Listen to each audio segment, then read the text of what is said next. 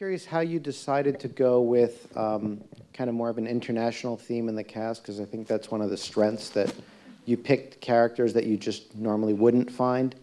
And also curious, the cast, how many episodes in advance are you aware of what the plot is, or how in the dark are you? Very in the dark. Pretty in the dark. Really in the dark. It's like it's intolerable sometimes. Although I know Foxy has like hour-long conversations with Damon sometimes. Really? Yeah, sometimes he lets Oh, him you have behind the the number. curtain. No, I'm kidding. The vault. No. We definitely work for the CIA. I'm sure of it. The answer to the first part of the question is just that, we knew it was an international flight. We knew that the show took place in a locale that was not, an American town.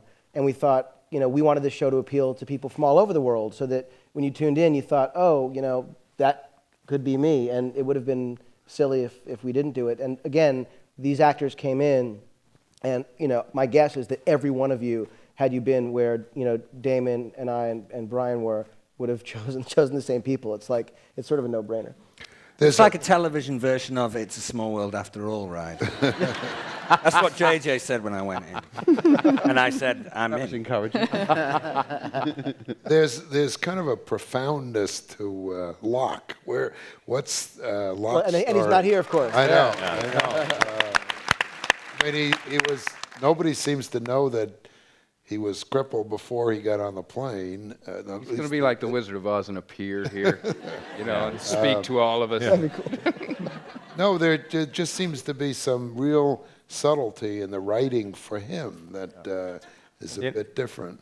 I think that one of the things that we love about writing the show is that we are able to kind of maintain a high degree of ambiguity. I think, a lot of things that are written for television and movies, everything is sort of laid out for you and not subject to interpretation. And, when we create these characters, we are very purposefully kind of layer them with a lot of ambiguity. Some weeks you may love Locke, some weeks you may hate Locke. There can be a lot of debate about whether, if you I bet if we took a poll in the audience, how many of you would follow Locke?